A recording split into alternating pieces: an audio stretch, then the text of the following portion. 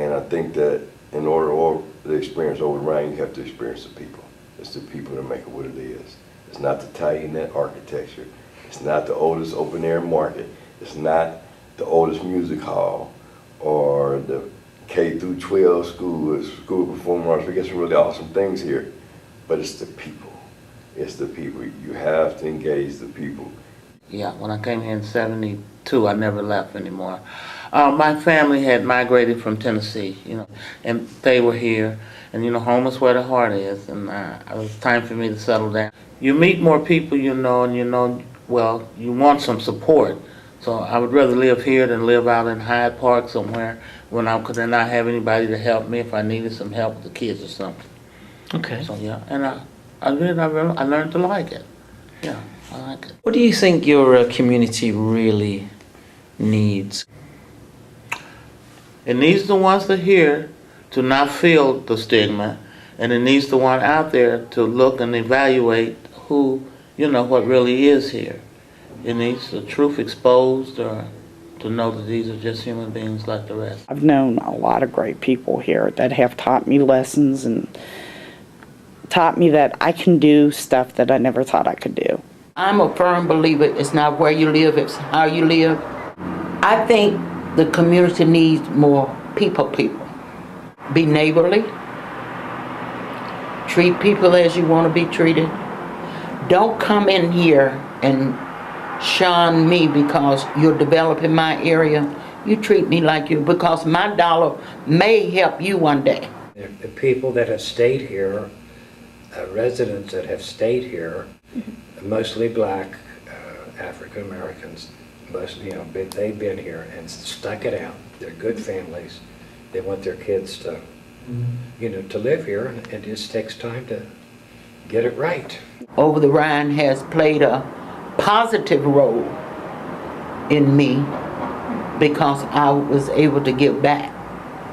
And the first one, when I got the job at the drop-in center, I was being nosy. I saw the line out there. I wasn't familiar with the drop-in center. I got off the bus. It must be something really going on down here. Right down the street from the music hall, and all of them people are out here. And I waited in the line all that time, and all they wanted to do, they was feeding people. So I had some candy bars, and I just gave them up there for them to give them out. And they told me, oh, you're not looking for a job? They're hiring somebody. And I went in there. I had 2 jobs, one at the hospital and that, but I had to let one go because I didn't think I'd be there. When I walked in there that first day, and the man told me I was hired, I said, oh, I better keep these 2 jobs because I'm not going to be here. And I was there 27 and a half years. There was one time I was working with Sarah, and a lady came up to me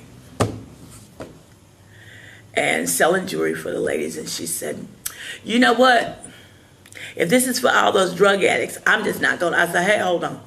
I was not an addict. I was a teacher just like you. Worked my way through school, all that kind of crap. And what happened? I became a victim of a crime. I had the wrong medication. Life happened to me for doing what was right.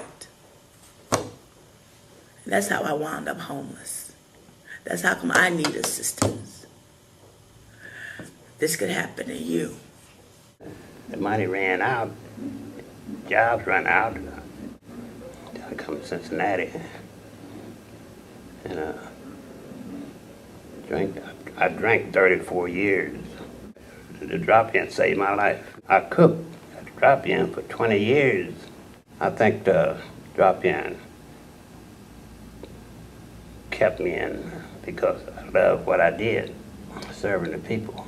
When I first came downtown, I wasn't as comfortable as I am now because you hear bad things all the time, but then when you come to Peaslee, you see all the little kids, and then you see people who are nice, and you kind of feel like this is a safe place to be. And the more I got to know Peaslee, the first year I was here, the more I realized it was like my grandmother and those old ladies who sat on the porch.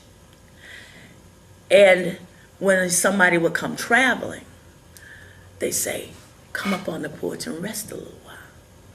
It was kind of an exorcism. Let your burdens on me for a while. Clean yourself. Here's a drink of water. Because it's strange, eventually, when you do that, and say, come on my porch and have a drink, and let me feed you, what's going to happen next? People are going to start talking. and they're going to start letting you know their problems. And sometimes that's the greatest thing you can do for somebody, is just listen.